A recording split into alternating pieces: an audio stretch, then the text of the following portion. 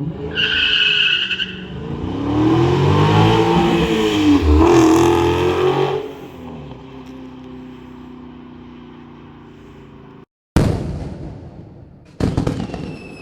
guys, this is a 2015 Dodge Challenger 6.4 RT 8-cylinder Hemi with 485 horsepower. And you know, I wouldn't have really, gave a crap about it or even thought of anything. But what really got my attention was two reasons. One of you guys mentioned in a YouTube comment to me that, hey Harris, bhai, when are you gonna get another car to do a review on? You've got the Lotus, you've got the two Vipers, you've got a couple other things you haven't shown us. When are you thinking about maybe doing a Challenger? So I started looking at these, and again, I wouldn't have really cared. But what really caught my attention was this. That is a 6-speed manual transmission on this guy. And you know what? It's very reminiscent of the late Gen 2 Vipers. You know, when you're sitting in the cockpit of this thing and you've got your hand over this 6-speed, you know, you almost feel like you're in a later Gen 2 Viper, because you've got that ball in there. So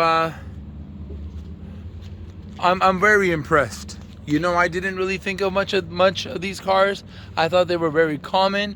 I thought that I saw them at every corner of the street, and I was like, everybody's got one. But now I know why. Thing is, a lot of these guys were probably, they got the automatics, but this here is the manual transmission.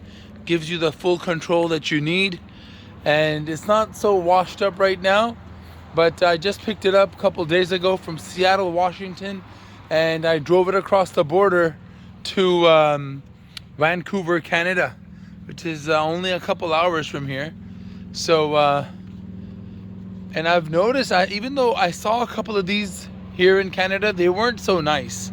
And everywhere I've been, everybody's giving me the thumbs up, and they're just amazed. I mean, I can't believe how much people love these cars.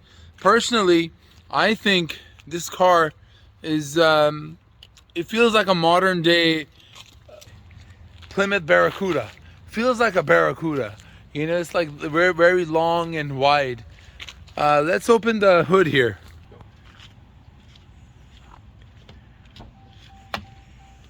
Oftentimes when I have to put the emergency brakes on for parking, the parking brake actually, I inadvertently reach for the hood, and this happens. And that's the only thing I don't like about this car, is the emergency brakes are not in the center console. So yeah, let's pick up the 6.4 liter. Would you believe Lamborghini Diablos, most of them were 5.7 liters. Some of them were 6.0. I drove a Diablo VT 1997 model. That was a 6.0 liter. This here is a 6.4. The HellCats are 6.2, although with a lot more horsepower. Look at this guy right here. Wow. Ooh. SRT. Wow. I mean, I'm a fan now. Honest to God. I saw so many of you guys driving this, I didn't want it. But now I see why. And perhaps in the future, a HellCat actually might be worth considering. But let's start off with this here. Enjoy the guy. Like I said, relatively low mileage for a 2015. It's got barely 40,000 miles on it. It drives really well. Interior's been kept nice.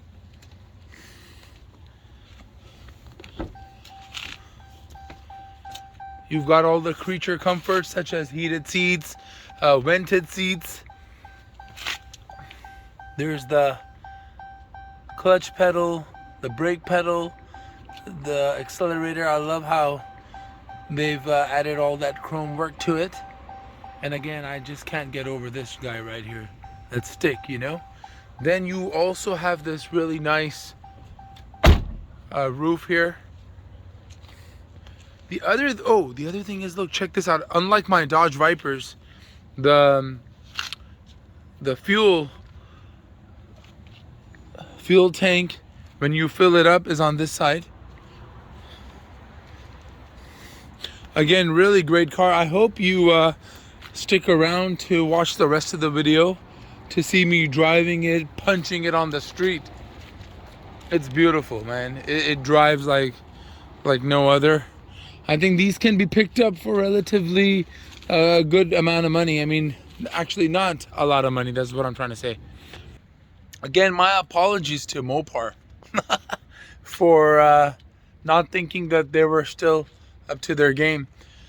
The other thing is, I'm really impressed with Mopar, even more than I ever had been before. And the reason is, I thought, you know, Viper was the best they did. Sort of failed at the Prowler. But, you know, I love the designs on some of these cars. I still am considering buying a Chrysler Crossfire that I was thinking about a year ago. I went to Seattle for that as well. But like I said, it didn't work out so well. But no, I mean, these cars are real nice. And this is so fast. I just wonder how fast the HellCat must feel. This is 485 horsepower. They say the HellCat is 717. Now, even though it has a 6.2 liter and this is a 6.4, the HellCat is has a lot more horsepower for whatever they've done to the headers or the manifold. Who knows what? You know, I don't know if you guys know this, but I choose cars for their beauty, not so much performance.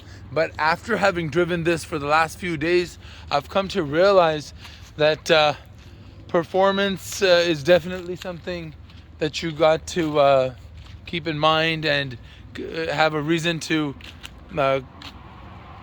consider. You've got that rear reverse camera right there. It does a very good job.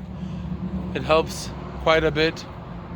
Again, I really am quite impressed with what they've done, and I'm also sort of disappointed at the fact that I didn't think of these cars the way I have been thinking about them the last couple of days since I've been driving this. I've put at least a good almost 400 miles now in the last few days, been taking it everywhere I go, and lots of fun.